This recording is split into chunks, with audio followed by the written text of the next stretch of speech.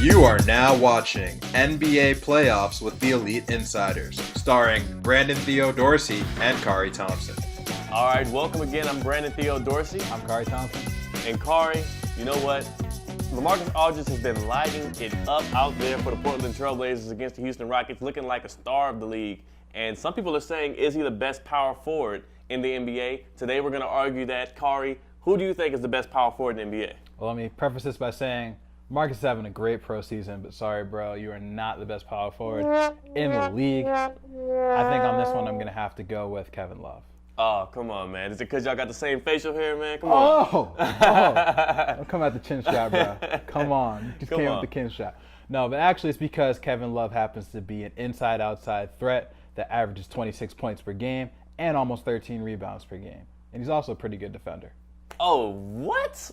Did you just say he's also a pretty good defender? Khari Thompson, we need to lock this man up. Put this man in jail. He is a liar and maybe even a thief. Because what you are doing is you're stealing away the fact that Blake Griffin also provides a couple steals for your team, and he's a better defender overall. He has the athleticism and the quickness of feet to move around and stay with people. Also, he's strong enough, and he gives more effort on defense because Doc Rivers is the coach. But beyond that, of course, as you can see from what I said, I think Blake Griffin is the best power forward right now in the NBA. This guy, what he's done over this past year, he's learned how to turn that athletic ability into skill and talent because he's learned how to actually use some moves in the post. You throw it out to him on the elbow. He throw it out to him in the high post. He's not just going to run at you and try to dunk it over you. He's not going to Mozgov everybody he sees anymore.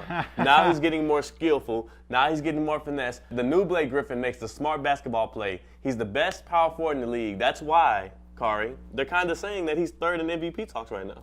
Well, you know what? The reason why Kevin Love isn't higher is because he plays in Minnesota.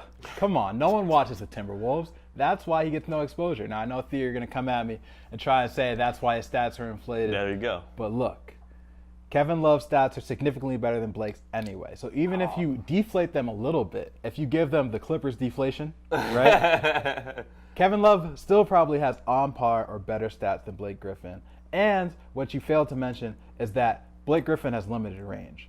Kevin Love is a threat from all over the court, any spot on the court, from deep, inside, mid-range, he got you. You know where Kevin Love's range is limited at? On the other side of the court on defense, where he fails to show up. He doesn't create defensive stops. What I will give him is he does secure the rebounds, but you can't end the defensive possession without a rebound.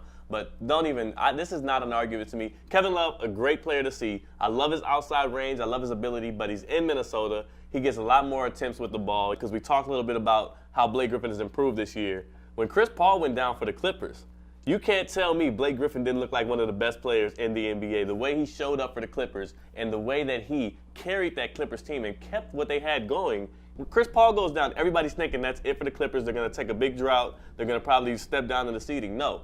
The Clippers, let me remind you, are a 3 seed in the West, and that's because Blake Griffin. Well, that's not the argument. We know that Blake Griffin's one of the best players in the NBA. We know that he's one of the best power forwards in the NBA.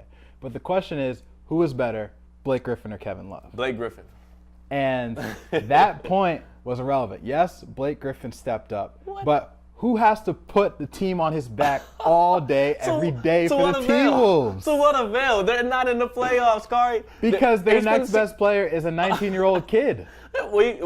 Don't say you're putting the team on your back when your team is going down in the ocean. See, if you put the team on your back and you're both sinking, that's not a good thing, Khari. Blake Griffin put his team on the back and carried them to the playoffs. Kevin Love put the team on his back and sank. And they're watching the playoffs from the couch like me and you. And for that reason, I'm going Blake. You got K-Love. Do you want to end it here or do you want some more to talk about? You want to tell them how you're even more wrong, Khari?